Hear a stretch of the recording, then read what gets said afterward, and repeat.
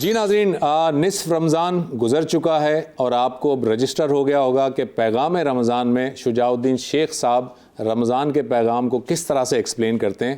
چلتے ہیں شجاع الدین شیخ صاحب کی جانب اور سنتے ہیں آج کا پیغام رمضان۔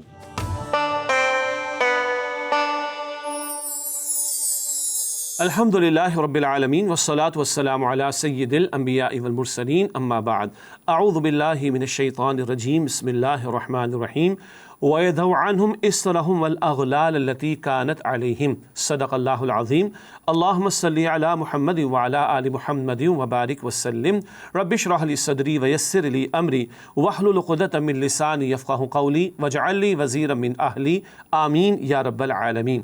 ناظرین کرام السلام علیکم ورحمۃ اللہ وبرکاتہ۔ رسول اکرم صلی اللہ علیہ وسلم کو اللہ تعالیٰ نے تمام جہانوں کے لیے رحمت بنا کر بھیجا۔ اللہ کے نبی علیہ السلام کی ذمہ داریوں میں یہ بات بھی شامل تھی کہ لوگوں کو بوجھوں سے نجات دلائیں۔ چنانچہ قرآن حکیم میں سورۃ الاعراف آیت 157 میں اللہ تعالیٰ نے ارشاد فرمایا وَيَدَوْ عَنْهُمْ إِسْرَهُمْ وَالْأَغْلَالَ الَّتِي كَانَتْ عَلَيْهِمْ۔ اللہ کے رسول علیہ السلام ان لوگوں کی گردنوں میں جو طوق پڑے ہیں اور ان کے سروں پر جو بوجھ ہیں، یہ سروں کے بوجھ اور گردنوں کے طوق سے اللہ کے رسول علیہ السلام ان کو نجات دلاتے ہیں۔ جس دور میں قرآن پاک نازل ہو رہا تھا، رسول اکرم علیہ السلام موجود تھے، شرکیہ عقائد، کفریہ عقائد، یہ بھی ایک بوجھ ہے نا، اور ظلم کا نظام، ہاں لوگوں کو جینے کا حق میسر نہ ہو، یہ بھی تو ایک بوجھ کا معاملہ تھا۔ ان طوقوں سے اور ان بوجھوں سے رسول اکرم علیہ السلام نے لوگوں کو نجات دلائی۔ اللہ کے نبی نے جسٹس قائم کیا، عدل کا نظام قائم کر کے دیا، تو لوگوں کو جینے کا موقع ملے گا تو اللہ سے لا لگا سکیں گے اور اپنی آخرت کی منزل اس کی فکر کر سکیں گے، تیاری کر سکیں گے۔ آج اس معاشرے میں ہم جی رہے ہیں، بہت سارے بوجھ ہیں۔ اس وقت ایک بوجھ کی میں آپ کے سامنے بات کرنا چاہوں گا، اور وہ ہے نکاح کے عمل کو جو ہم نے بوجھ بنا ڈالا اس معاشرے میں، ہمارے معاشرے میں نکاح کے عمل کو جو ہم نے بوجھ بنا ڈالا، ایک بہت بڑی ذمہ داری حکمرانوں کی بھی بنتی ہے، اور طاقتور طبقات ہوں یا اتھارٹیٹو پوزیشنز پہ جو لوگ ہوں، خاندانوں میں جو بڑے ہوں، برادریوں اور قبائل میں جو بڑے ہوں، ان کی ذمہ داری بنتی ہے کہ نکاح کے عمل کو آسان کرنے کی کوشش کریں۔ ایک طرف 1-2% طبقہ بمشکل ہوگا جن کے لیے دولت کے بہانے کا یہ موقع، اور وہ دکھا دکھا کے دولت کو بہاتے ہیں پانی کی طرح، اور 70-80% جو بیچاری زندگی گزارنے والی تعداد ہے ہماری اس ماحول میں، اس پاپولیشن میں، وہ دیکھتی رہ جاتی ہے۔ کھانے کو جن کے پاس موجود نہیں، پینے کو جن کے پاس بمشکل موجود، اور بچوں کے علاج کے لیے جن کے پاس جو ہے وہ وسائل دستیاب نہ ہو، یہ بھاری بھرکم رسومات کے خرچے بیچارے کہاں سے پورے کریں گے؟ ہم رسول اکرم علیہ السلام کے امتی، اللہ تعالیٰ نے قرآن میں فرما دیا سورہ احزاب کی آیت نمبر 21 میں لَقَدْ كَانَ لَكُمْ فِي رَسُولِ اللَّهِ أُسْوَةٌ حَسَنَةٌ، یقیناً تمہارے لیے رسول اللہ صلی اللہ علیہ وسلم کی زندگی میں بہترین نمونہ موجود ہے۔ اور اللہ کے نبی صلی اللہ علیہ وآلہ وسلم کی زندگی میں ہم دیکھیں تو نکاح کا عمل بڑا آسان ہے۔ ٹو ڈوز نکاح کے موقع پر کیا ملتے ہیں، کرنے کے کام کیا ملتے ہیں؟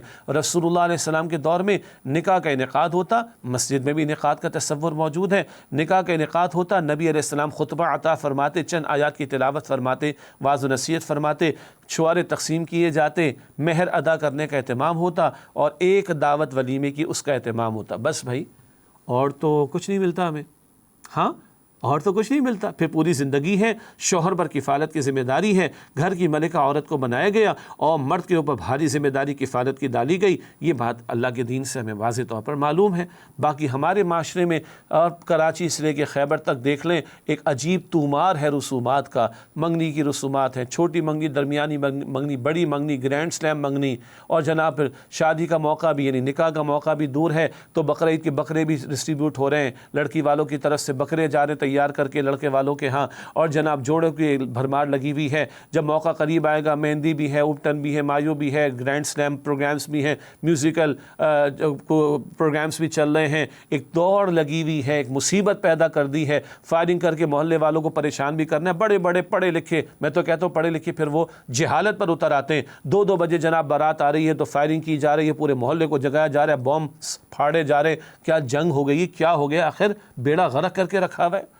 اور ایسے میں بڑی باتیں کرنے والے جو چیمپئن بنتے ہیں حقوق انسانی کے، ان کو یہ حقوق نظر نہیں آتے کہ بیٹیوں کو رخصت کرنا لوگوں کے لیے مصیبت بنا دیا گیا ہے۔ 2.5 کروڑ سے زیادہ تعداد 35 سال کی عمر سے اوپر کی ہے، 2.5 کروڑ سے زیادہ تعداد 35 برس سے اوپر کی ہے پاکستان میں لڑکوں لڑکیوں کی، جو مرد اور عورت بنتے چلے گئے اور ان کے نکاح نہیں ہوئے۔ اور ایک بہت بڑا مسئلہ یہ رسومات ہیں ہندوانہ تہذیب سے جو ہم نے لی ہیں، اور اپنی ناک کی کوئی ناک اونچی نہیں ہوتی، کوئی نیچی نہیں ہوتی، ناک ناک ہی رہتی ہے۔ یہ دماغ کا مسئلہ ہے، ناک کا مسئلہ نہیں ہے۔ اپنی ناک کو اونچا رکھنے کے بہانے جناب یہ بہانہ ہے وہ بہانہ ہے، اور 70% آبادی وہ ہارڈ ٹائمز اس کے لیے ہیں کہ وہ اپنے بوتھ اینڈز کو میٹ نہیں کر سکتی، اپنی حاجات کو پورا نہیں کر سکی۔ یہ مصیبت کہاں سے پوری ہوگی ان کے ہاں بیچاروں کے ہاں؟ یہ بوجھ ہے۔ اس بوجھ سے نجات دلانے کے لیے حکمرانوں کو بھی ذمہ داری ادا کرنی ہے، دینی طبقات کو بھی ذمہ داری ادا کرنی ہے، معاشرے میں جو اتھارٹیٹیو پوزیشن پر ہے ان کو بھی، اور جن کو اللہ نے دیا۔ دیکھیں ہم سب بہت سے لوگ سوشل ویلفیئر کے کام کرتے ہیں نا، خدمت خلق کے کام کرتے ہیں نا، سروس ٹو ہیومینٹی کے کام کرتے ہیں،